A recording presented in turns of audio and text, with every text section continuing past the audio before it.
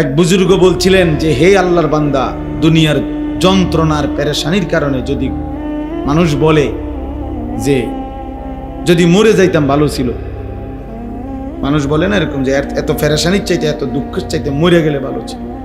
মহিলারা বেশি বলে, মহিলারা একবারে 19 থেকে 19.5 হইলেই যা আমার মরণ আইয়ে না কা, আমি মরি না কা, আমার উপরে ঠাডা পড়ে না কা, আমার উপরে খোদার গজব পড়ে না কা, বেডির গজব বেডি নিজেই দেয়। মহিলাদের এই বদ অভ্যাস বেশি। হ্যাঁ, মানে মৃত্যু কামনা করে বেশি, বুঝেন নাই, মরণ কামনা করে বেশি।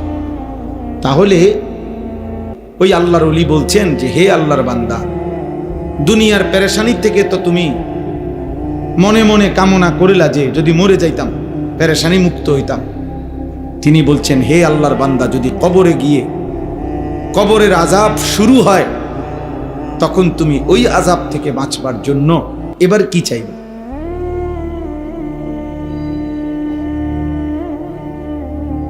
বুঝেন নাই? দুনিয়ার পেরেশানির থেকে বাঁচার জন্য তো আপনি মৃত্যু চাইলেন, আচ্ছা তো মরলেন আর কি। তো এখন কবরে গিয়ে যখন আযাব হবে আল্লাহর নাফরমানির কারণে, তখন কি করবেন? তখন কি চাইবেন? আবার দুনিয়া আইতে চাইবেন? আমরা মস্কারি, হ্যাঁ, আবার দুনিয়ায় আসতে চাইলে আপনারা আবার ফেরত দিবে নাকি? তাহলে এজন্য আমি কথাটার প্রসঙ্গে বললাম আর কি। কোনো স্বামী, কোনো বাবা, কোনো মা, আপনারা এটা মনে রাখবেন,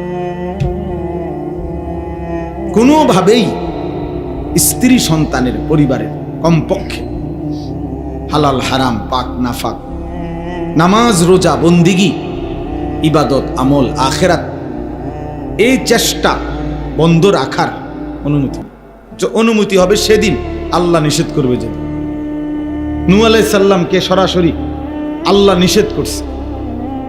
কেনান ওনার ছেলে যে কাফের ছিল, নূহ আলাইহিস সালামের এই ছেলে যখন নূহ আলাইহিস সালামের নৌকা উঠে গেছে, তিনি পানি ওয়াফারাত তান্নুর, কোরআন শরীফে আছে যে চুলার থেকে পানি বের হয়ে গেছে।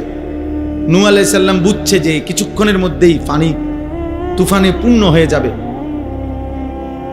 তো তখনও নূহ আলাইহিস সালাম ছেলেটাকে বলছে, বাবা কালেমা পড়ে ইয়া বুনাইয়া রাকাব মা'ানা, আমার সাথে নৌকাতে উঠে আসো, বাপ ঈমান আনো।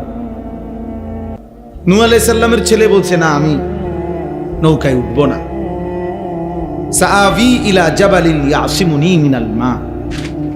নাফরমান